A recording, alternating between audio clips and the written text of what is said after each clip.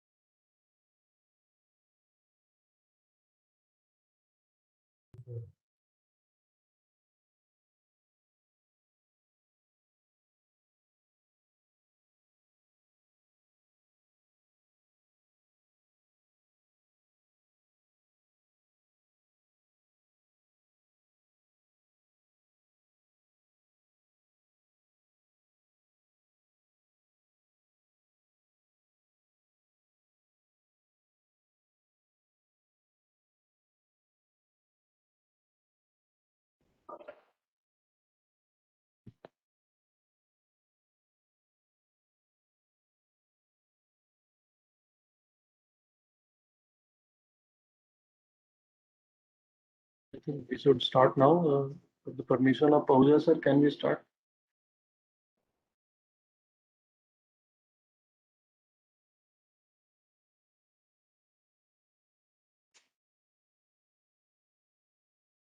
We can start with.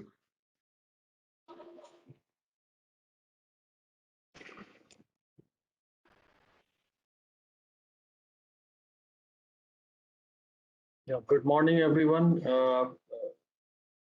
We are about to start our webinar now. Before I start the webinar and presentations, let me introduce ourselves once again. I'm Rohit from Indian Stainless Steel Development Association. Along with us today in the panel, you can see from the left-hand side, Clay's Tiger Stand. He is our technical expert today from Outokumpu giving the presentation. Mr. Deepak Vaidya, he is from Outokumpu. Mr. Georg from Manager Nickel Institute, and Mr. Rajiv Seri from Outokumpu India Private Limited.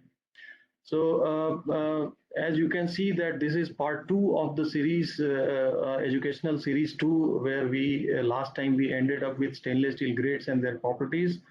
That was the first part. Second part, some of the grades and properties we are yet to discuss, and we'll be doing it today. Thank you very much for joining. And to start with, I'll request Mr. Pahuja to give his welcome address. Thank you, Rohit. And good morning and welcome to this second session on grade selection. As Rohit has said, this is brought to you by Outokumpu, for which we are thankful to Rajiv, Deepak and Ples, and also thanks to Nickel Institute. George is here. Last session on grade selection generated a lot of interest and a lot of questions. So we have the continuation today where we'll carry on the discussion. And as we all know, grade selection is probably the most important aspect of stainless steel applications, because as a industry, we have to deliver value to the customers, and therefore grade optimization is the most important aspects which we must take care of. Right grade for the right application is absolutely necessary.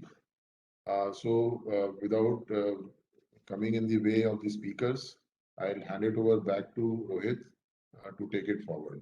Thank you. Thank you, sir. Now I would like to invite Mr. Zwerg to give his introduction. And I think he would like to load a presentation also. Yes, good morning, everyone. I hope you can see now my presentation. Yes. I will try to make it as short as possible as well. Nickel is a key element in more than 75% of all stainless steel, as you will hear later on as well, and delivering outstanding physical and mechanical properties and make stainless steel such an attractive and easy to use and durable solution. We, the Nickel Institute, are a global association of leading primary nickel producers. Our main mission is to promote and support the proper use of nickel and, of course, in the appropriate applications. The Nickel Institute grows and supports markets for new, existing nickel application, including stainless steel, and we promote as well sound science. We do risk management and socio-economical benefits as the basis for the public policies and the regulators. Is the next slide. Yeah, here. Yeah, that you can see where we are based. Our headquarter is over in Toronto, Canada. Then we have a service office in Washington and the big science office in Durham, the United States. Our European headquarters are in Brussels. Then we have offices in China, in Japan, and we have some smaller offices, the one where I'm in Singapore, in Australia, and yes, Japan, I mentioned already. These just a few of our members that are supporting and funding our organization. A little bit about me, but more important, it is the Nickel Institute's belief that only continuous education will lead to the proper use of stainless steel in the appropriate applications. As such, we support our worldwide partners in their effort to promote and educate their members and clients accordingly. Throughout the world, we are engaged in webinars that reaches out to more than 50,000 people annually. India, and therefore ISTA, is one of our key partners in delivering our messages. They are doing a marvelous job, and thanks a lot to the whole team for that. And with the latest educational series of webinars, learning stainless steel from the technical expert, they are really reaching out to the perfect audience. The Nickel Institute wishes to thank the whole team, all the best for these webinars, the whole series, and we are proud to be partner with ISTA, and thanks for your continuous support as well. Thanks. Handing over to Roy. Thanks, Jace. We appreciate the effort put by you, especially you from the Nickel Institute, for making these seminars happen. Now I'd like to invite Mr. Rajiv Seri, who is the Managing Director of Outokumpu India Private Limited, to make opening remarks and also introduce Glaze to the audience. Hello and good morning to everyone. And first of all, I would like to thank ISDA, especially Mr. Pahuja and Mr. Rohit, for taking this initiative and to organize series of webinar to promote stainless steel, educational series, basically to talk about various aspects of stainless steel that we are discussing. And there has been a very good response from all the participants in our previous session. And many people, they have personally messaged us or called us and informed the importance and the benefit they are seeing from such webinars, which encourages all of us to do better. And we are making sure that the topics which are of relevance are discussed in this discussions. Last session, we discussed generally the common grades which are used in stainless steel. And now as a next step, we are talking about various grades, which are high performance grade in today's discussion. And as all of you know that increasing prices of commodities currently is a major area of concern, and people are looking for various innovative ways how to survive in this market. So there are many grades which are not known generally, like for example, grades which are having much better strength, like duplex grades, or grades which are having better thermal properties which can be used for high temperature application, or grades which are useful for machinability. So the list is quite long. And in the current scenario, it is very important for us to make right grade selection so that we can get best value in terms of life cycle cost and also in terms of sustainability. So these are the very important aspect, keeping in mind that the right grade, which will give us competitive advantage in our working. And for this important topic, we have Mr. Claes Tiger Stand with us, who is head of heavy industry chapter of technical value creation. And Mr. Claes Tiger Stand, he is working in Outokumpu for more than 15 years and has lot of knowledge and lot of experience in doing new application or grade substitution and advising customers that what is the best solution for them. So in the current scenario, innovativeness and technical expertise are the very important factor, and we will definitely try to discuss more about such grades. And we request all the panelists that feel free to give their questions in question and answer box so that presentation can be made more relevant for them. And that way we know that what is your expectation, and the usefulness for all of you will increase. On these words, I give it back to Rohit, and then he can formally announce the starting of this technical session. Uh, Thank you, Rajivji. So now I invite Claes to make his presentation. Rahul, can you give him the presentation rights if not already? Given, sir. Yes. Claes, you can load your presentation. Yes. Yeah, it is visible full screen. Thank you. Go ahead.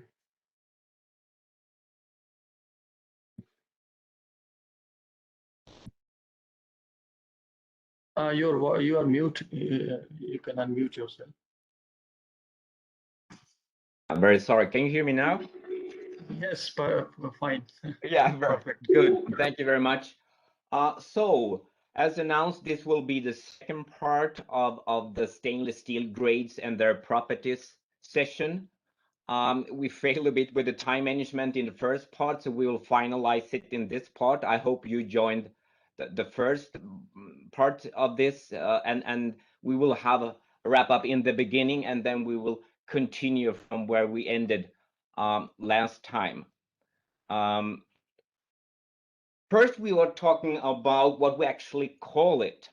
In English, it's stainless steel, but in my native language, Swedish, but also in German, it's stain-proof steel. So what is actually the best name of it? Think about that, and we will come back to that in the end to discuss that.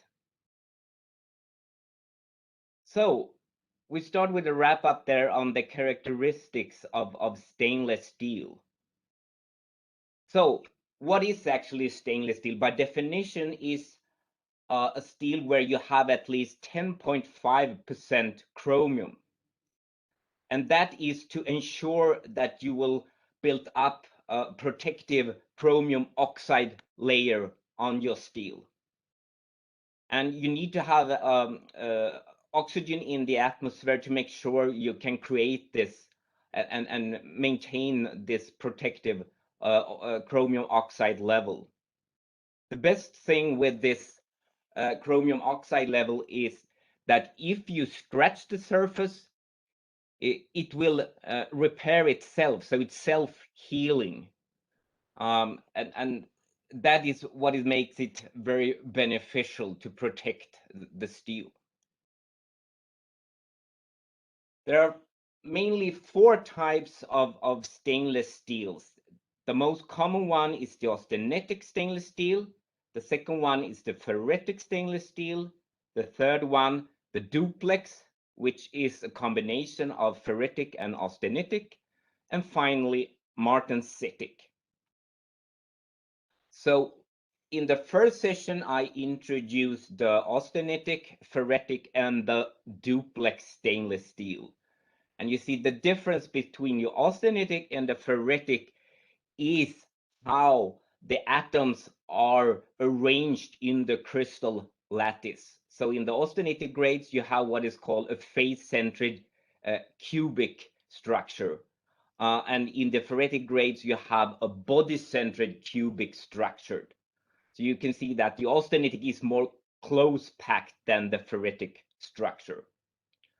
And when you combine those, typically having about 50% ferrite, 50% austenite, you will have a duplex structure. So the darker background, the substrate, that is the ferrite, and the lighter face is the austenite there. Then finally, we have the martensitic structure, and that is what we will focus on here today. And the martensitic structure is a bit special because it's created by a diffusionless transformation from the annealing temperature. So you have an undercooled, oversaturated solution. That means you have a higher carbon content in a martensitic grade compared to a ferritic grade. And by having a very quick, very fast, instant quenching, you will trap the very high amount of carbon into the structure. And that means that you will get an oversaturated solution and a kind of a distorted crystal lattice due to the high carbon content. And that is called body-centered tetragonal structure. So then with this distorted structure, you get a very high hardness of the material, but also a more brittle material. But we will come back to that more in a few minutes. So depending on which alloying element you have, it will promote an austenitic structure or a ferritic structure. So certain elements are austenite stabilizers. So looking into these graphs here, on the vertical axis, you have the austenite stabilizers.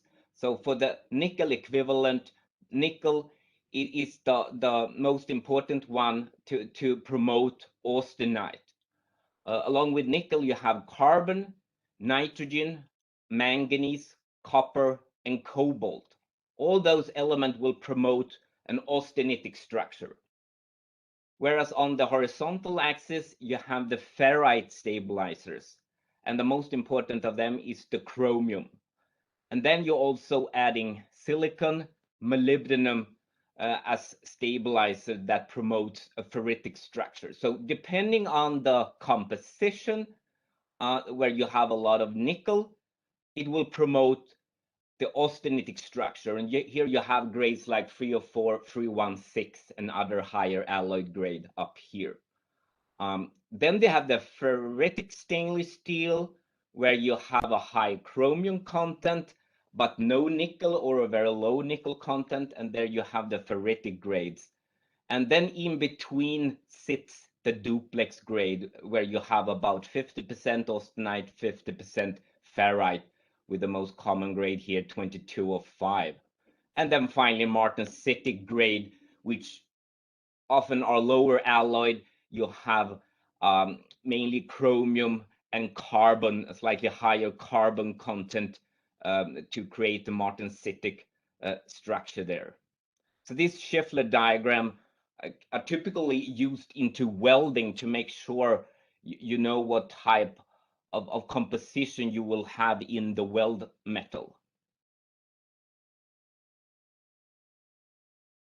But when we're talking about material selection to select the correct grade for the use, it's not really the structure that is important. It's their properties that are important, and the most important one obviously is the corrosion resistance. So depending on the alloying element, you will affect the corrosion resistance. And then secondly, of course, the service temperature is very important as well.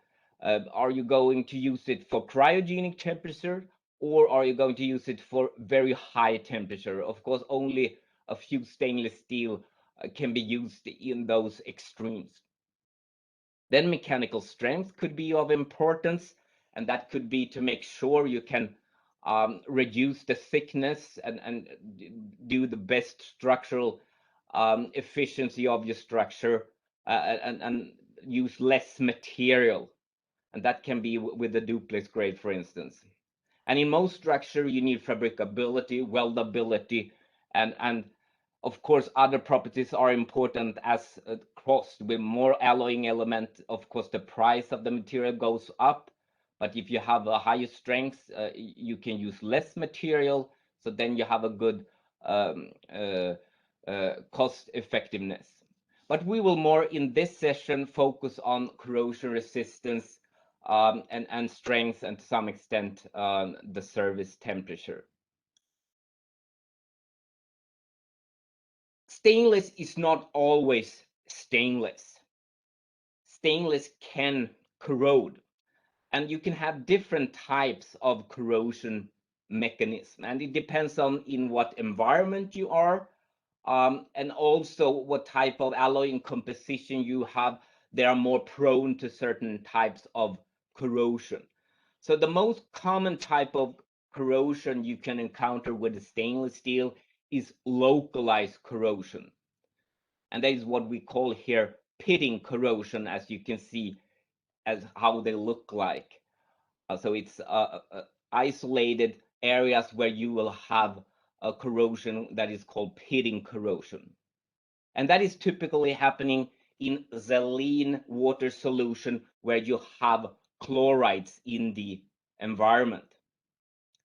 Other types of corrosion could be uniform corrosion, and that is more what you will see on the carbon steel where you have red rust, you have a corrosion all over the surface. For stainless steel, that is typically happening in an acidic environment. And then for some types of stainless steel, you could have intergranular corrosion that is typically happening at higher temperature, could be after welding, for instance, for certain types of stainless steel.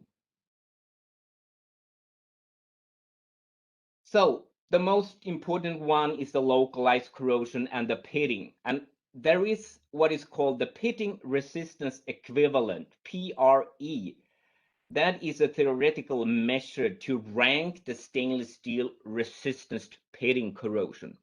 And as you can see in this formula, the most important elements to improve the pitting resistance is the chromium content and then the molybdenum content, so 3.3 times the molybdenum content. So molybdenum has an even higher influence on increasing the pitting resistance. And then finally, nitrogen, which in this formula is 16 times the nitrogen content. So nitrogen is a very strong element to influence the pitting resistance, but you can only keep it at very low levels in the steel, but it has a strong effect. We were talking about the chromium oxide layer, the passive film that is protecting the metal. Unfortunately, this passive film is not perfect. There is always some weak points in the passive layer, which can come from that you have inclusions in the metal at the surface or other things that actually weakens the passive film. So if you are in a saline water environment where you have chloride present, these chlorides can end up at those weak points, and at some point they can penetrate through the passive layer. But the passive layer will try to self-heal, so it will protect the steel again, but chlorides are coming again there where you have a weak point in the passive layer, and eventually it could penetrate through the passive film into the exposed bare metal.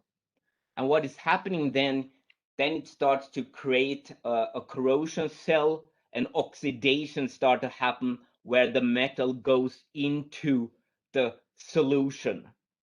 And what's happening next is hydrolysis, where you also will have hydrogen ions into the pit, which means that the pH will be reduced, which will attract even more chlorides into the pit. So this will become an accelerating process to grow this pit. And eventually this can penetrate through the whole thickness of the stainless steel, which could create a failure then. So that is really something you want to avoid, and what makes it so important that you select the correct grade for the environment to avoid having the chlorides to penetrate through the passive film and start creating localized corrosion and pitting corrosion. So if we then looking at the PRE for the most common types of stainless steel. So if you have a 304 type, you have about 18% chromium, 8% nickel. So if you're looking at the PRE formula, only chromium will improve the pitting resistance. So we're using it, we'll see that the PRE value will become 18. In a ferritic grade, you only have chromium, like a 430 grade, you have about 17% chromium, and that means that the PRE will become 17. And then for a duplex grade, which is higher alloy, you have 22% chromium, 5% nickel, 3% molybdenum, 0.2% nitrogen. There you can see that the PRE will become 22 plus 3.3 times the molybdenum, 3%, so that is 10 more units, and then plus 16 times 0.2% nitrogen, and then you will end up approximately at 35. So you have here theoretically a much higher pitting resistance. Then there are other methods to measure the pitting resistance, and we would like to emphasize that testing method on real material is the best for the ranking of different grades, but that we will come to in the next session when we're talking about corrosion resistance and different types of corrosion testing and to rank the different stainless steel. But this is a good starting point to understand how different alloying elements influence the corrosion resistance. Now we continue in looking into the different types of stainless steel grades we have within Outokumpu and their characteristic properties, and bridge them to the different types of microstructures. Because what we have realized is that in the stainless steel community and industry, you're talking mainly about the microstructures, but as a user, it's the properties that are the most important. So we want to help you from the way we categorize our different grades to see which grade would be the best for your use. So this is the first step in the material selection. And there we have divided into the classic family and the pro family. Classic family, there you have the more common standard grades from mildly environment. We promote the Moda for the most commonly encountered environment. We have the core range, and for more corrosive environment, we have the supra range. And then we have the more specialized grade within the pro family, starting from ultra for extremely corrosive environment, Therma for high service temperature, Forta, Duplex, and where you need high strength, that is also temporal austenitic grades. And then we have Dura, that is for high hardness, that is the Martensitic grade. We have Product, that is for improved machinability. And then finally, we have Deco, which is for special surface requirement. So just a short wrap up from last time, we were talking about ferritic stainless steel. And as you can see, they are represented in 4 different of our categories. They are mainly within the moda, but also in core, supra, and therma. The standard ferritic grades, they typically have a chromium content from 11 to 21%, a low nickel content. In the higher alloyed version, you have additions of molybdenum to increase the corrosion resistance. So with that composition, you typically have a PRE from 12 up to 25. Then you have some special grades, which I didn't talk about last time, but is developed to be used at high temperatures. It's a high temperature ferritic grades, and they have higher levels of carbon, silicon, and aluminum, which is beneficial at higher temperature. So that's why we have added therma here as well. Applications typically for ferritic grades is in home appliances, also into automotive for exhaust system, architecture, claddings of different types, and mainly for use indoor due to the fact that the corrosion resistance is limited, even though there are a few grades with higher corrosion resistance here as well. The characteristic properties for the ferritics is, despite you have a lower ductility and elongation to fracture than austenitic grades, you have a good deep drawing properties. And that is why it's frequently used for pot and pans. Due to the ferritic structure, you have a relatively low toughness. You will have a transition from ductile to brittle behavior at a certain point at sub-zero temperatures. It's a magnetic structure. You have low thermal expansion. It's a ferritic structure, so it behaves more like a carbon steel in that sense. With the ferritic structure, you also get a high thermal conductivity, which could be beneficial when you use it for pot and pan, where you want to have a high thermal conductivity. However, the weldability is limited. You can weld them, but you need to be careful which type of grades you select. You should prefer to select the stabilized grade, where you have additions of titanium or niobium, and there's a limitation in thickness as well to what you can weld a ferritic grade.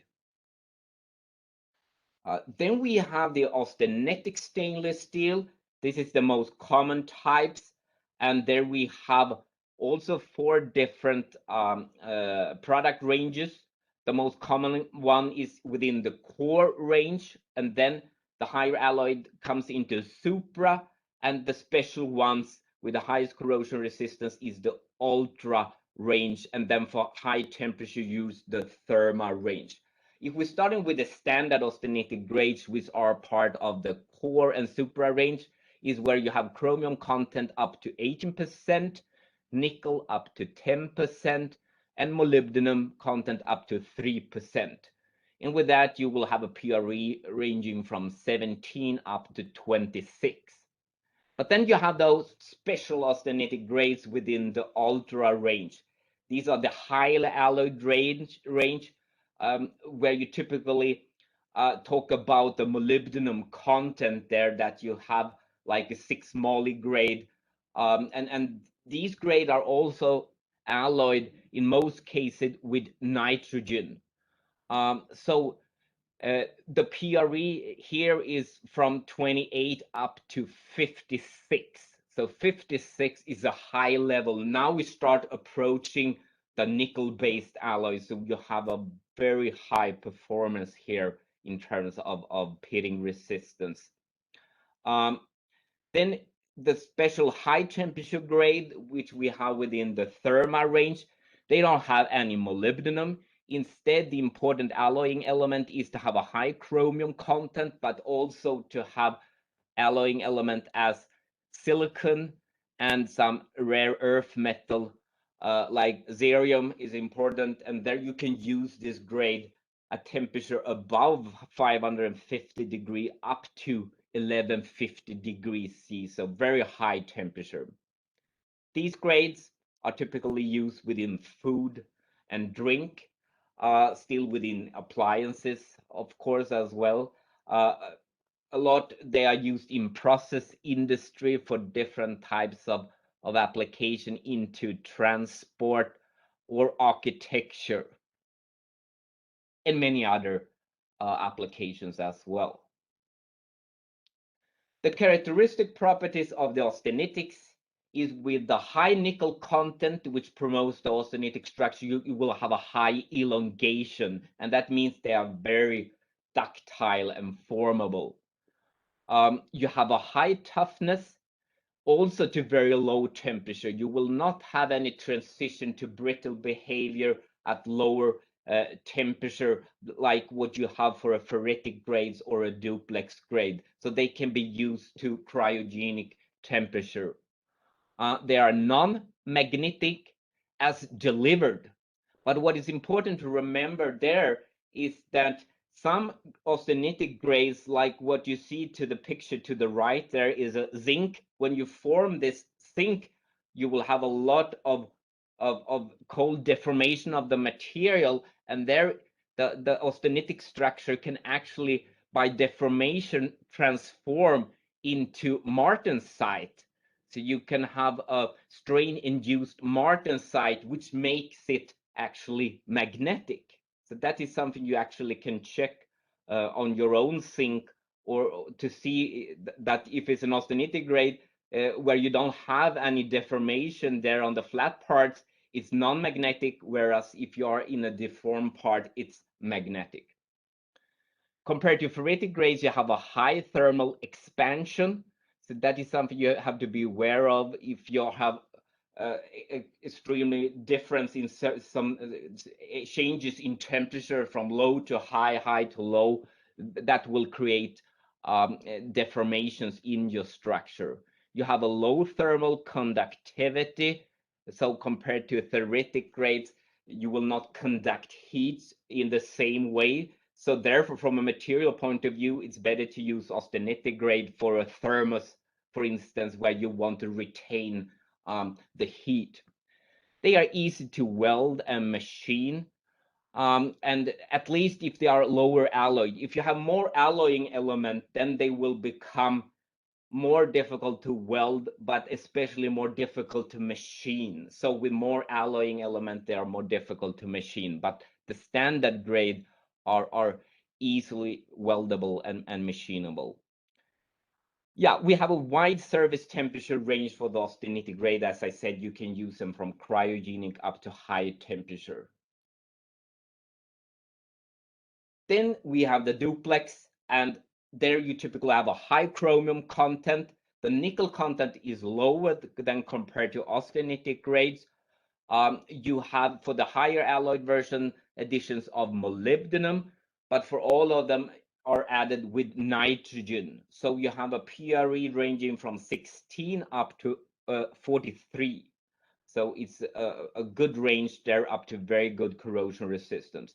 And it's typical of the fact that you have a two-phase structure and the nitrogen addition, which provides a very high strength. So in this product range, you have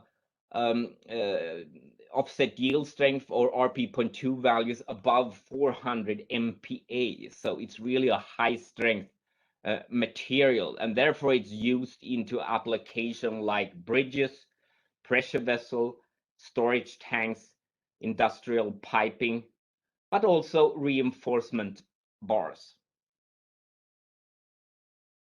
The characteristic properties is high strength, as I said, high RP.2 value or ultimate tensile strength. Still a good formability, not as good as austenitic grade, but sufficiently good to many types of forming operations you need to do. You have a high toughness, but you have 50% ferrite, so you will eventually have a drop at lower temperature. There will be a transition from ductile to more brittle behavior, but typically you can use them down to minus 40 degrees C. They are magnetic because you have the ferrite there. And then the thermal expansion properties and thermal conductivity sits in between the ferritic and austenitic grades. And you have a good weldability, but you need to be very careful to make sure you follow the welding recommendation to promote a good phase balance in your weldment. That is the critical thing here, to use matching fillers, to use the right parameters to keep a good phase balance between the ferrite and austenite. That we will come back to in the session when we talk about fabrication and welding. So to recap then the properties, in this graph we have yield strength RP.2 on the vertical axis, we have the PRE value on the horizontal axis, and what is obvious here is that indicated by green dots here are the duplex grades. So the duplex, the Forta range duplex grades sits up here with a good combination of high strength and high PRE value. What we also see is the orange, that is the ultra range, where you have very high corrosion resistance. But also for the highest alloy austenitic grades within the ultra range, you have nitrogen, quite high nitrogen content, which also add to the strength for these grades. Then we have in different shades of blue here the Moda Core and Supra, where you have either ferritic grades, which tend to be more at the higher strength range, and you have austenitic grade, and there you have at the highest strength of the austenitic grades are those that are nitrogen alloyed. So here you have 301 LN and you have 316 plus. These are austenitic grade, but where you have nitrogen as well, that gives a higher strength. And then you have the standard austenitic grade here at more moderate strength level like 304 and 316. Then we have the next graph where we're looking at the performance of elongation versus corrosion resistance, or PRE. So here we have the elongation values on the vertical axis versus the PRE value. So now we see something different here. So here instead at the top here with a good performance on elongation and good corrosion resistance, now you see the ultra range, the highly alloyed austenitic grade sits here. Also the standard austenitic grades within core and supra, 304 and 316 sits here with a good elongation but slightly lower corrosion resistance. And instead you see that the duplex grades have a lower elongation values and also the ferritic grades. So the formability here is more limited for duplex and ferritic grades. So now we will actually continue with some new slides here. So now we're entering the Martensitic stainless steel, what we call the Dura range. So standard Martensitic grade, what characterizes them is that you have a higher carbon content compared to other types of stainless steel where you're actually trying to reduce the carbon content. Here you want to have a controlled carbon content. So typically you will have the range between 0.08% carbon up to about 1% carbon. And then you can create a hardness on the Rockwell C scale up to 56. You have no nickel or a very low nickel content. For the special martensitic grade, you could have additions of aluminum, niobium, and copper, and that is what we call the precipitation hardening martensitic stainless steel. I will not cover them so much in this presentation, but they have also some unique properties there which could be very beneficial. But in general, the types of application you have for martensitic grades is where you want to have a high wear resistance. You want to have edge sharpness like in a knives or a medical instrument, or you can use them for different kinds of press plates where you want to have high hardness and wear resistance to manufacture laminate flooring, for instance. So then you're using martensitic grades. So if we're looking at the composition and how it influenced the properties for martensitic grade, in this graph, we have hardness on the vertical axis. And as I said, that is promoted by the carbon content. On the horizontal axis, we have the relative corrosion resistance. It's quite difficult to measure here. The PRE is not relevant for the martensitic grade here, so we're looking just at the relative corrosion resistance, and that is promoted by having a higher chromium content, addition of molybdenum in some cases. But when you're actually adding more carbon, you will reduce the corrosion resistance directly. So if we're looking as an example at the most common type of martensitic grade, that is the grade where you have about 13% chromium, 0.2% carbon. And within the ASTM standard, we call it 420, UNS number S42000, and in European standard, starting from 1.4021. We call it Dura 420. So it sits here.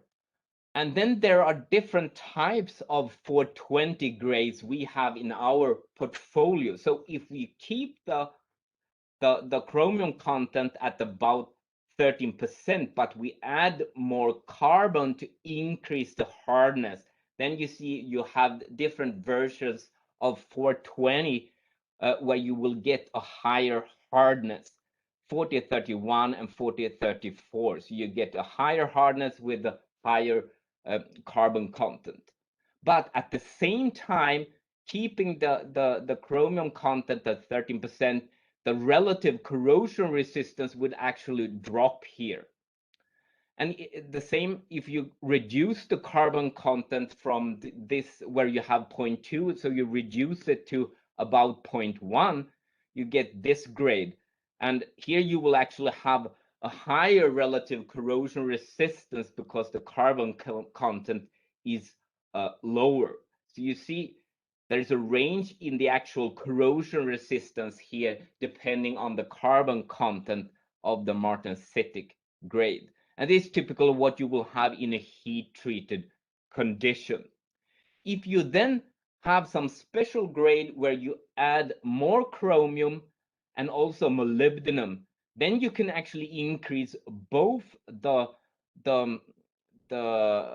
hardness by the higher carbon content, but you can also increase the corrosion resistance by adding more chromium and molybdenum.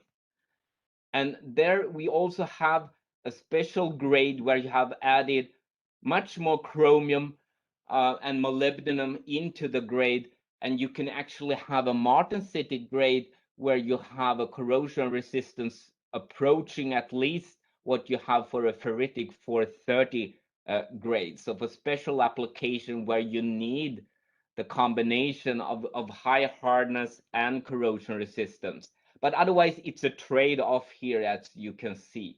And then we have a very special grade we call the Dura 4116. There you have a carbon content of 0.2%, and that is the highest that we can offer here. But also with the high chromium content, and some molybdenum, we get a quite good corrosion resistance of this grade. So to sum it up there, to obtain high hardness, select a martensitic grade with high carbon content.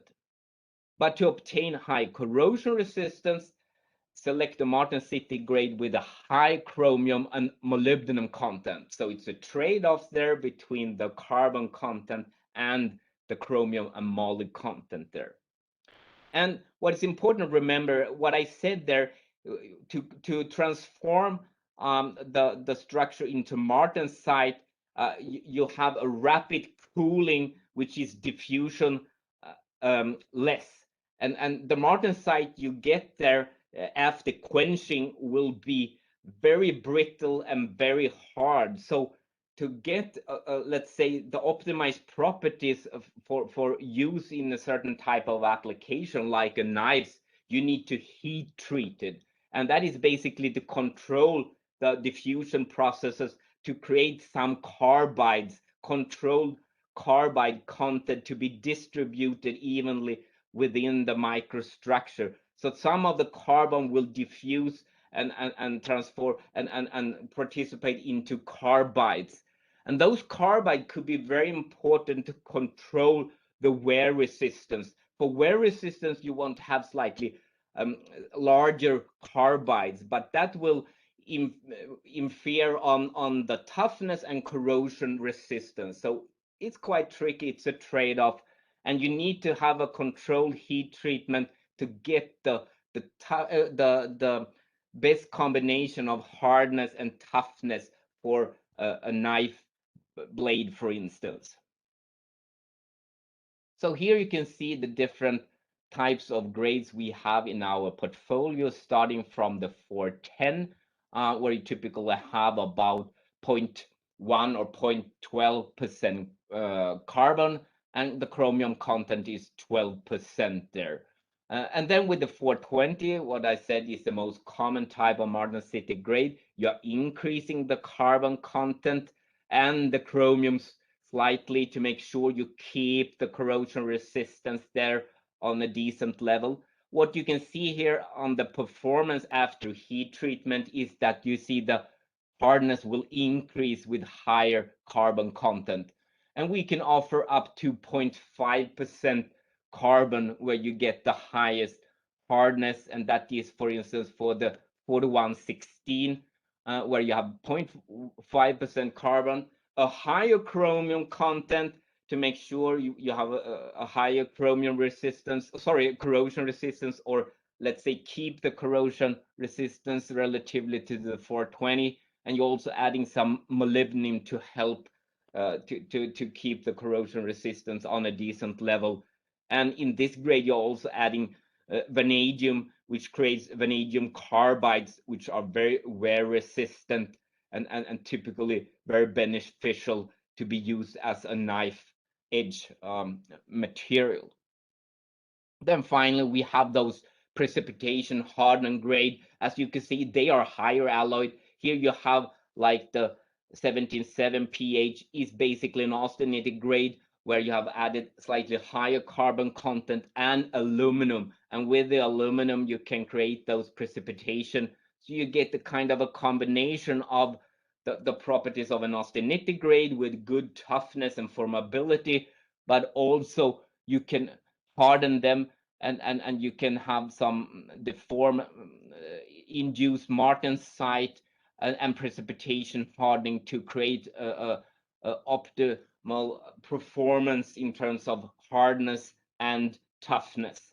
And the same is with this 17.4 pH, where you get quite complex structure actually with martensite, austenite, and ferrite, but also utilizing the precipitation hardening to get a pretty good hardness, not as high as the conventional martensitic grade, but also keeping a very good ductility and formability compared to the other martensitic grades. So the characteristic properties of the martensitis is obviously high hardness, but they are brittle, So there is a trade-off. You need to optimize it by the heat treatment to keep relatively good toughness, but to have highest possible hardness for your application and what that requires. It's a magnetic structure like the Ferritics. You have a high wear resistance, and of course you want to have a high hardness there, but also controlled by the carbides. Low thermal expansion, high thermal conductivity like the ferritic grades. They are very difficult to weld. You can weld them, but there are limitations to that, especially for the one with a higher carbon content. But if you have a lower carbon content, the one up to the 420.2%, those can be welded. So now we'll leave the Martensitic grade. We go into what we call the product range. That is stainless steel grades optimized for improved machinability. So the target here is to have a longer tool life. So product stands for production economy. So it's, as I said, a stainless steel with enhanced machinability. And it's not really a grade, it's a performance. So what we do here is by controlling the inclusion metallurgy, we can actually improve the machinability. So basically, like we can say, compared to the Martensitic grade, there you want to control the carbides to make sure you get high wear resistance. Here it's like the opposite. Instead, you want to control the inclusions to make sure you will benefit from it in the machining instead. So you modify the composition. Sometimes you're adding also sulfur to it to actually promote inclusions that actually would benefit for the machining of it. So you need to control the non-metallic inclusions in the material. That is the key for good machinability. And as I said, when we're looking at higher alloyed austenitic grade, for instance, or duplex grade, they will be tougher to machine because those the inclusions you have there, an alloying element will actually make it harder to machine. So here it's actually to design those inclusions that actually will basically reduce the toughness of the material and actually control better the chip breaking and make sure you get less built up of edges during the machining, so you get a higher productivity and fewer machining problems. So it's an optimized grade of our standard grade. So as plate product, we have different versions of 304 and 316. And basically here we are controlling the inclusion content and distribution of inclusions to improve the machinability. But if we're looking at the long products into the bar, there we also have additions of sulfur, which further improves the machinability. But what you need to be careful about that the sulfur also actually can reduce the corrosion resistance and weldability. So there you have to be careful depending on what you will use it for. But to a certain extent, it improves the machinability if you add sulfur to the austenitic stainless steel there. And there's actually one version of precipitation hardened Martensitic grades included here as well here as a bar product. So that was shortly the product range, and finally we have the Deco range, and that is for when you have a need for special surfaces, as you can see on the cladding of this building here. Yeah, I mean here you have glasses, but here the mirrors and glasses, but here you can see the cladding of the building here. So starting here, I want to talk about the differences between, let's say, mill surfaces provided like on the standard product and the special surfaces that we can provide as well. What is very important to remember is that the finishes we provide are standardized according to type of process route. That is very important. So actually, a surface that is within the European standard called 1D means that it's hot rolled, heat treated, shot blasted in most cases, and pickled. So this is a 1D surface is following this defined process route. According to American standard, we call this a number 1 surface. So the appearance of this surface is typically free of scale. That is, of course, with the shot blasting and pickling, we want to remove and clean the surface. But when you're using shot blasting, what you typically are doing here, you will have a rough and dull surface. So it's a non-reflective surface. So that is typically the surface you get from a thicker plate, a quarter plate, but also from a hot rolled strip or coil material.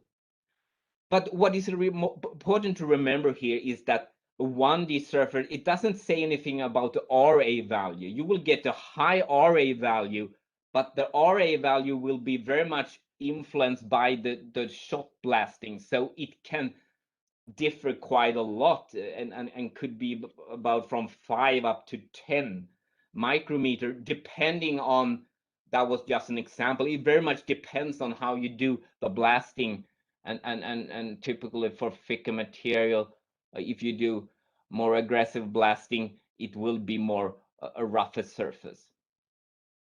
Then you have, like for the cold roll material, a counterpart to the 1D, what we call the 2E surface.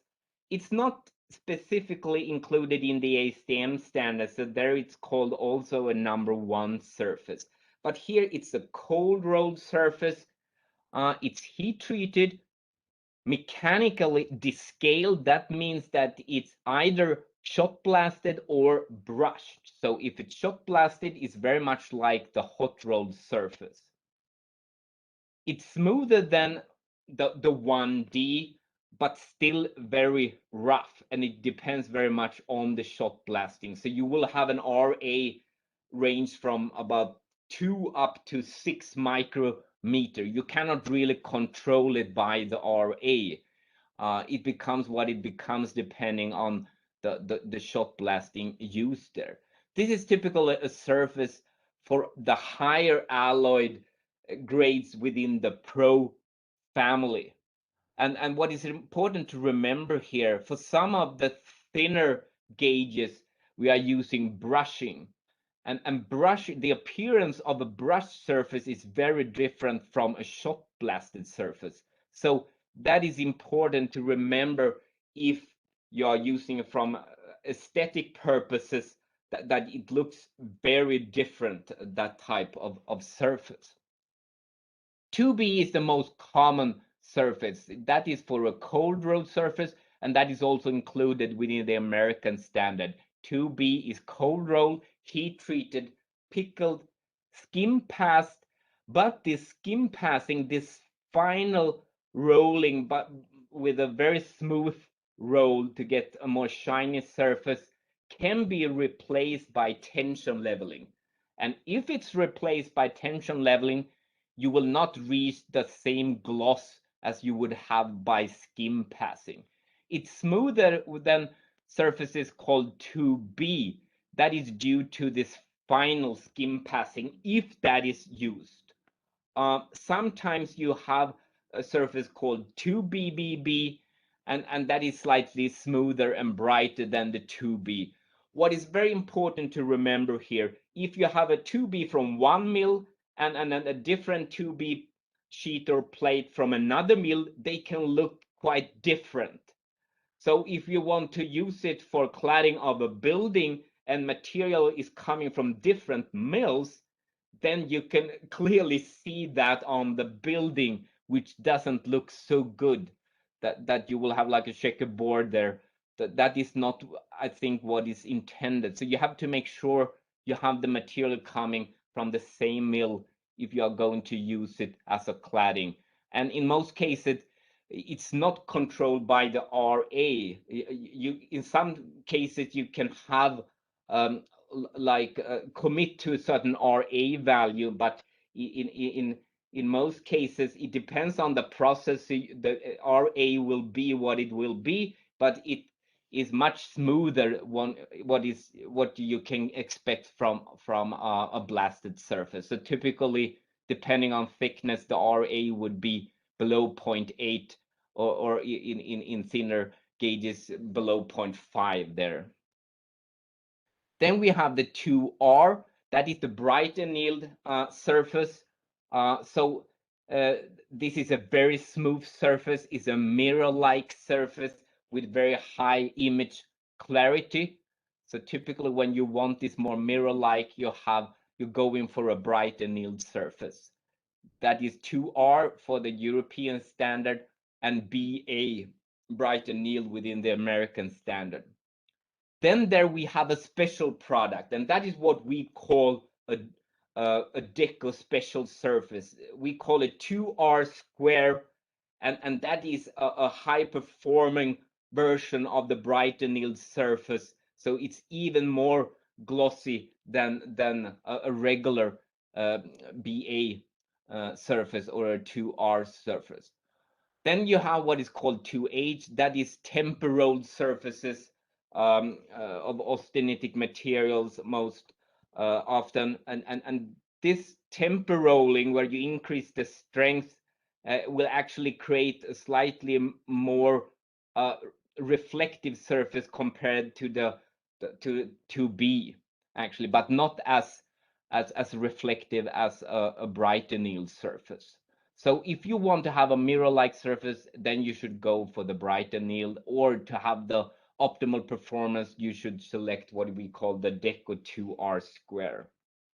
Then, of course, you have different types of delivered by service center, different types of polished and brushed surface with a certain grit, which you call in the American standard called 3, 4, or number 6 surfaces. In the European standard is 2G to 2G, 2G to J to K surface. And as you know, there are a lot of different ones. It could be wet brushed or dry brushed and so on.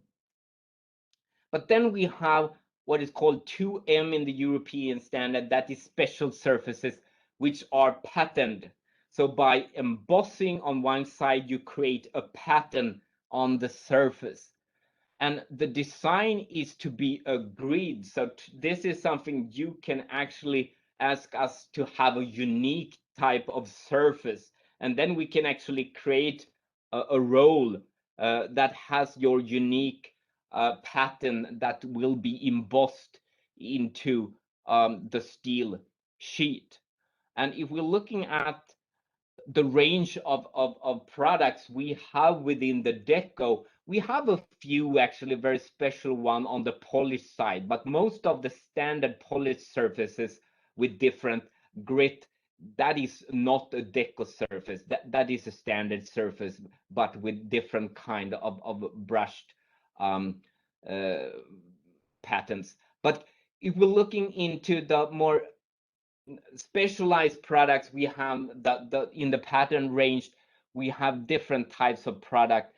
So they have different types of name. I will show that on the upcoming slides there. But this can be created depending on what you would like to have here. Typically for cladding of a building, it could be that you don't want to have it too reflective. You have some requirement, like in Singapore, for instance, they have certain requirement that you're not allowed to have a too glossy surface that actually can create reflections and things like that. So that you need to follow. But of course, the aesthetics of it is very important there. So we have a lot of different surfaces here. And then finally, we have those special 2R square where you have a very glossy, bright annealed surface.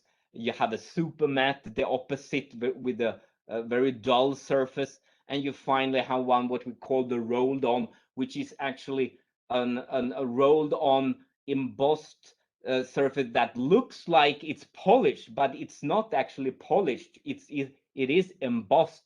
And with that type of technique of creating what looks like a polished surface is that you get typically a higher corrosion resistance than you would have on a regularly polished surface.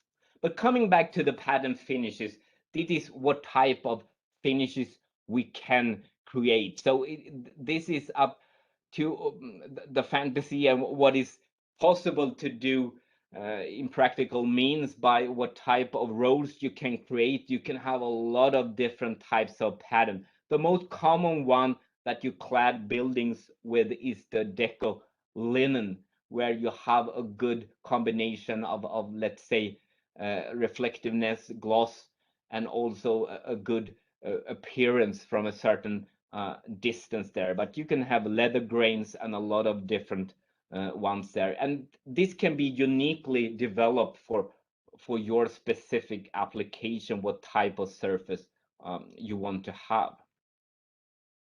Okay, and then finally we will come to source of technical information. And of course, there are a lot of different sources of technical information.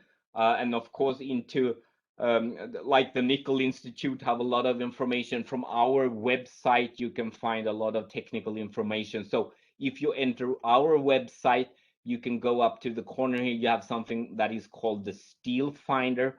If you click on that, you will come into the Steel Finder and you have a lot of different tools here.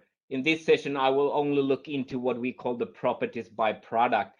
In upcoming session, when we talk more about material selection, I will show you what we have more there as well. But of course, you can go in there and have a look as well. So if we click on the properties by product, we will come into the Steel Finder, where you can actually filter to get the selection of our product that we will fulfill a certain criteria. For instance, if you want to have a PRE value above 30, you want to have a RP.2 value, proof strength above 300 MPa. So if you do that, you will filter and you will have the grade that actually fulfill that criteria. And here you have a higher alloyed Duplex grade, and you also have a higher alloyed Austenitic grade here that can fulfill that criteria. If you then tap on a specific grade here, like Forta LDEX 2404, then you will actually create a data sheet. So this is a specific data sheet, and you can actually select which type of information you want to have included there, and you can save it as a PDF. So that was shortly about the Steel Finder. So if we now summarize with some concluding remarks. So iron alloy with minimum 10.5% chromium, that is the definition of stainless steel. So, but it often contains more chromium, and that is to improve the corrosion resistance, to improve the performance of the passive layer by adding more molybdenum, nitrogen, and so on. And what type of alloying elements you have will promote different types of stainless steel, like the Austenitic, Ferritic, and Duplex, and so on. So the corrosion resistance is due to the passive layer, which will be created if you are in an environment with oxygen, and you also need to have at least then 10.5% chromium to make sure you can build up a passive layer. And stainless steel are used in a lot of different applications, and there it's about selecting the right grade for the right use there. So summing up, we have our classic range, from Moda, Core up to Supra. And here in the Moda, we typically have the Ferritic grade. Core, we have a mix of Ferritic and Austenitic grade. And in Supra, we mainly have Austenitic grades, molybdenum alloyed like the 316, but also the highest alloyed Ferritic grades. Forta, there we have the Duplex grade with a high strength and a high corrosion resistance, but also the temporal Austenitic where you can reach very high strength. For very corrosive environment, you have the ultra range where you're adding more chromium and especially you're adding molybdenum to get the highest possible corrosion resistance. Dura, that is for high hardness. You have carbon there to make sure you will transform into Martensite so you get the highest possible hardness. You heat treat it to have the best possible combination of hardness and toughness. Therma, that is for high service temperature, that is mainly austenitic grades, but a few ferritic grades as well. Product, that is for improved machinability, typically that is a 304, 316, where you have improved the inclusion design of the inclusion into the grade, sometimes also added sulfur to improve machinability. And finally, Deco, where we have our special surfaces where you can have special pattern on your surface or have a very glossy surface or very dull surfaces depending on what you're looking for there. So finally, coming back to the name there, stainless or stain proof. Obviously, stainless is a pretty good name because they can stain, they can corrode. You have to make sure you select the right grade for the right environment. Here we actually see a 316 from an atmospheric corrosion testing, and you can see that it is stained there from chlorides in the environment close to the sea. But if you select the right grade, and there we come to that, I think stain proof is the best name if you consider that you should select the right grade for the environment so you avoid any corrosion, so you keep a shiny surface without any stains. So if you see it from a material selection point of view, then stain-proof steel is the correct name because you should select a grade to avoid any staining. But of course, if you select the wrong material, then you can have stain. So that emphasizes the importance as well to select the correct grade to avoid staining. Okay, now we have reached the end here, and we open up for some question here. Thank you for your attention. Thank you, Claes. Thank you for this excellent presentation. Now I'll request everyone to switch on their cameras. Okay. Deepak, over to you to take up the Q&A section. Perfect. I'll go into the different questions that we have received. So class, there is a question from Mr. Tariq Aziz. They are making seam welded stainless steel water tanks in 304 grade, and they are facing the pitting corrosion issue. His question is, which alternate grades they can look at to handle this pitting corrosion against chlorides and hard water? Yes. If we first start with austenitic grade, the next step would be to go into the 316 types of austenitic grades where you add molybdenum to improve the pitting resistance.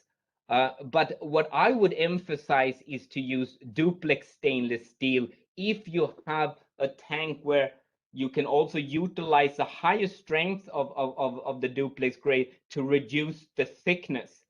But that will really improve the pitting resistance, so you get a much higher resistance to a higher chloride content there. But if you can actually save weight and reduce the thickness depends very much on the size of the tank there. But you need to either go for a higher alloy austenitic grade like a 316 as the first step, or you can go for a duplex grade starting with the Forda LDX 2101, the lean duplex, which has sufficiently higher corrosion resistance than the standard 304. But also very important is the aspect also when you clean the tank, so you avoid having chlorides that will stay in the tank when the water evaporates, for instance. So you can have a very high chloride concentration, and that can be very detrimental for the steel there. Thank you. The next question is from Mr. Muralidhar. In fact, there are a couple of questions from him. His first question was, what is the approximate PRE value for grades 316 and 316L? Yeah, there you have about, if I remember correctly now, it's 24 is the PRE there for the 316 grades there. But obviously it depends on the specific composition there. And what is important there is the chromium and the molybdenum, because in the 316 or 316L, you don't have any nitrogen. So you need to look specifically into the chromium and the molybdenum content. And there are some different versions of 316 where you have slightly higher molybdenum content, and that will also improve the or raise the PRE value to some extent. Correct. Thank you. And the next question he has is, it's a request about the portfolio of products that you shared. He wanted to have a copy of that. We have received his email ID and we will send it to him. Yeah, there we have a good overview into what we call the wall chart, where it's all the different product ranges are listed with all the grades as well. Correct. The next question is, the issue with duplex stainless steel with higher chromium content is brittleness. How to overcome that? I wouldn't say it's connected to the chromium content. What you need to look at is the phase balance you have, and also to make sure you keep it in a good range. And most often it's actually the weld. The weld, if you have welding within your design and you need to weld, you have to make sure you keep a good phase balance, and also to control to what temperature you expose the material, because in a temperature range from about 300 degree up to 900 degree, you have to be careful not to expose it for too long period, because then you can actually promote embrittling phases into the duplex stainless steel. So it's not that in normal cases it's not brittle, even though you have a high chromium content, but you need to be very careful into welding and how you expose the duplex at higher temperature there to make sure you will not embrittle the structure. Thank you, Claes. Next question is from Mr. Ananta Narayan. His question is Autocompo grades approved by BIS, Bureau of Indian Standards? So I can answer that. Yes. Yes, please. Yes, we have 7 licenses for IS 6911. 7 means for 7 of our different mills, and we have the BIS license. His next question is, does test certificate has BIS? Yes, if you order the material according to BIS, it will have BIS standard also. And he has requested that for seminars in India, it will be good if we can put the BIS grade as well. So we'll try to do that, sir, in the next sessions. But most of the grades what are mentioned in 6911 are same as per ASTM or SME. But yes, but we can list that specifically. Yes, that's a good idea. We'll take care of that. Next question is from Mr. Muralidhar. Does duplex grades have different grade numbers while ordering, like 304, 316L?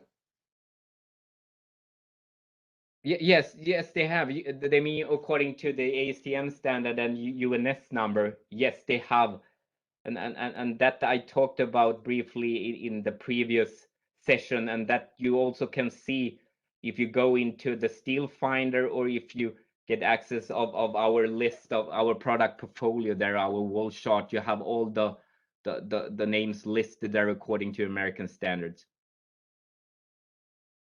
Okay, the next question is, we face pitting issues in the lime mud slurry application with 40% solids. The grades presently being used are 890 and 530. So this is the pulp and paper application. I think they are using some carbon steel or alloy steel, 890 and 530. They are not stainless steel. No. So he want to have a solution which stainless steel grades can be used, and probably if we have more details from you, sir, you can mail to us and we can have a look at that. Yeah, and what is very important there is chloride content in the environment. The temperature is important. If you have information about the pH and if there are other chemicals in the environment, there is very important to know.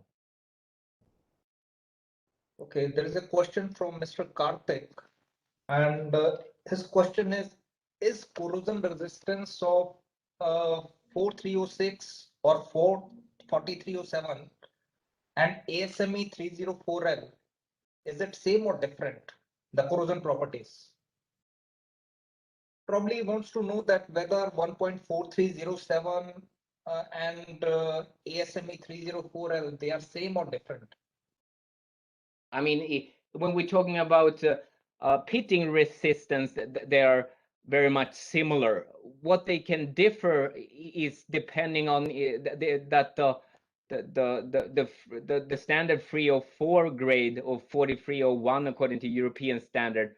There you are allowed to have a higher carbon content, so they are more prone to intergranular corrosion, which can appear when you're exposing the grade to a higher temperature for a certain time, and that can be during or after welding, that you need to be careful for that. So it's more connected to intergranular corrosion, the difference there, and that we will talk more about in the next session. Right. There is a request from Mr. Kaushal Shah. Can you explain 17.4 and 17.7 pH again? Sorry, say it again. 17.7 LN or? He wants you to explain about 17-4 and 17-7 pH grades again. The precipitation hardened grades. Yeah, these grades are quite complex type of grade, which we have a limited availability of. So basically, the difference between those are that the 17.7 pH is actually an austenitic grade where you will create some strain hardened martensite that will increase the strength, but also by precipitation hardening will create some aluminum rich particle that will add to the strength. You can get very high strength of this grade. And the other grades is a grade where you have a more mixed structure of martensite, austenite, and ferrite, which is typically used for bar product, but also into press plates. So it's very special applications from our perspective there for the pH grades. Okay. The next question is from Mr. Rao. What is 2BB finish? 2BB is a special way to produce a slightly smoother surface than the regular 2B, but it's not as smooth as a bright anneal surface. So it sits somewhere in between a 2B surface and a bright anneal surface. So by some special treatment, we can produce this 2BB surface there. Okay. Class, the next question that we have is Mr. Advait. He says, if it is difficult to weld ferritic and martensitic grades with matching fillers, can austenitic fillers be used to weld ferritic and martensitic grades? Yes, it can be done, but it will have some implication. You have to consider what type of final properties you're looking for there. So it could be to some extent there, and that is something we can, in our session about fabrication and welding, we can have one slot about special, let's say, details about welding Martensitic and Ferritic grades there with different types of filler material. So we can come back to that there to give you a more specific answer there. Okay, and the next question is also related to welding. Explain weldability of Protect 304L. Can we use 308/308L fillers? I think we can take up in the welding session. Yeah, I think we should do that. That is too specific now. Yeah. Yes, correct. And then there is another question. Is there a range of surface roughness for the different finishes? Probably he wants to know like the RA values for different surface. It is, and that is always very challenging to see because the RA value is very much dependent on the mill. As I said, 2B is actually only saying what type of process route you have for your production of the material. So it can differ a lot. And if you coming from thinner gauges, you can have a much better RA value than you have for thicker gauges from another mill. So it can span quite a lot from, let's say, from RA below 0.25 up to RA of 1 micrometer. So it very much depends on the specific mill, and some mill can commit to a certain RA value and others cannot. But in most cases, when you want to use it for food industry, of course, an RA value is in most cases below 0.8 micrometer to fulfill the requirement, and that is all in most cases also fulfilled there. But it's not a guarantee there if you don't discuss it specifically with the manufacturer. The next question we have is how to get better thermal conductivity performance from 304 grade or any alternative grade having similar properties as 304 with advantage of better thermal conductivity.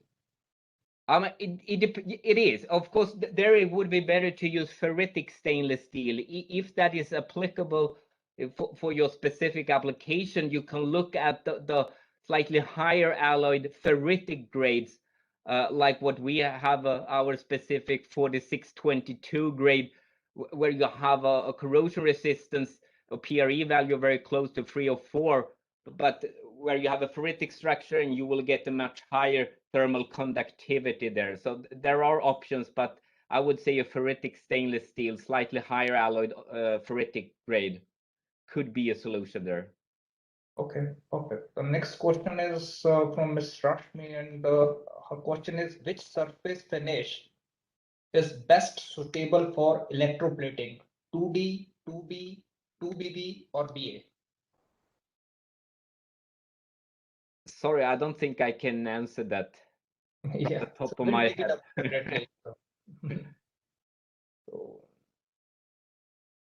perfect. And then there are a couple of questions, class, which I need to drop because they are not related to the material usages, but like what heat treatment conditions we are using for duplex and all that. So they are basically proprietary and mill specific.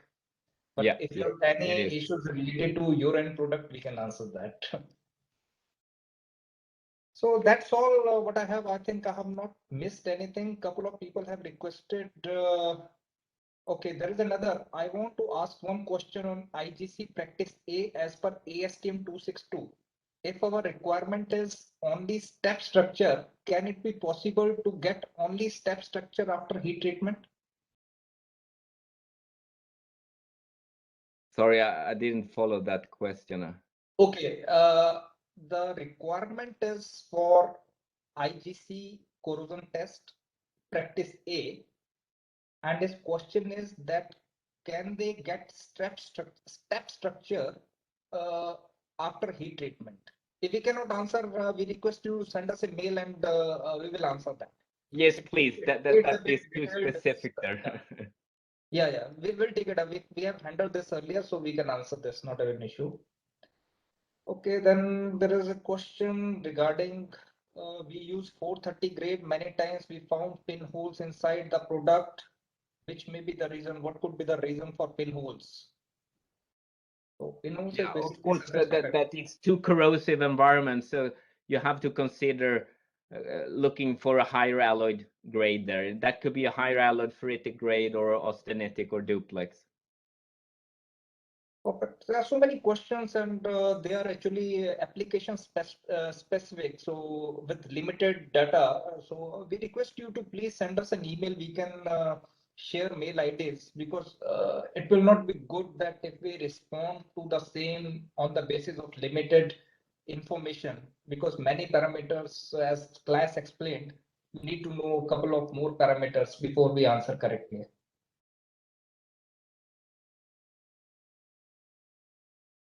Perfect. So this is all major questions that we have.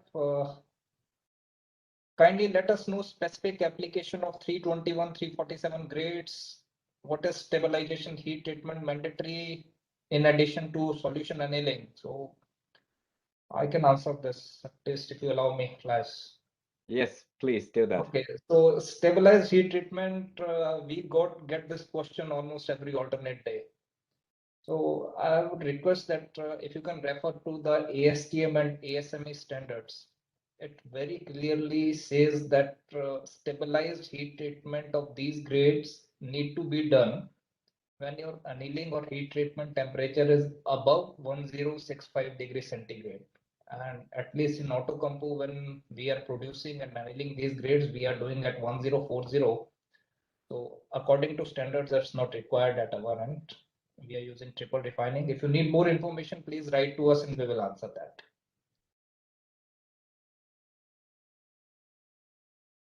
Perfect. So that's mostly covered. Great.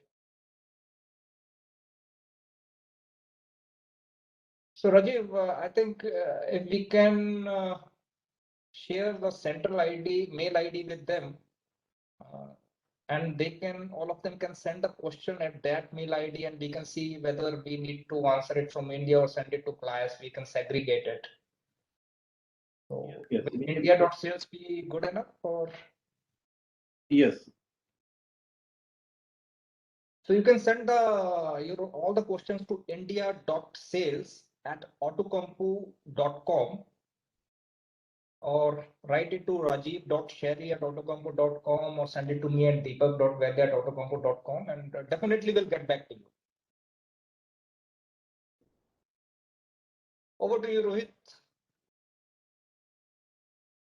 Thank you, Deepak. I'll request Rajivji to type the email IDs what just now Deepak has said in the chat box, so that everybody can save it to send questions, further questions. Okay, so we are now at the end of this particular part of the series. Just to remind all of the attendees very quickly that we have four more series to follow up, which are very important, and many of the questions today will be answered in those sessions on welding, on fabrication, on corrosion, and even on some of the developmental grades and grade selection. So those are very important series. I request you that please continue to join and learn. And with this, I would like to first thank Liz for having this wonderful presentation, and a lot of people are asking for this presentation. Thank you, Rajiv ji and Deepak, for very nicely taking up Q&A session. JS for being there and supporting, and our president, Mr. Pahuja, also. So thank you very much all. Now I think we should officially close this session and wait for the next series. We will be soon announcing it in a week or two week time. Thank you very much. Thank you, everyone. Thank you. Thank Thank you, everyone. Bye-bye. Bye.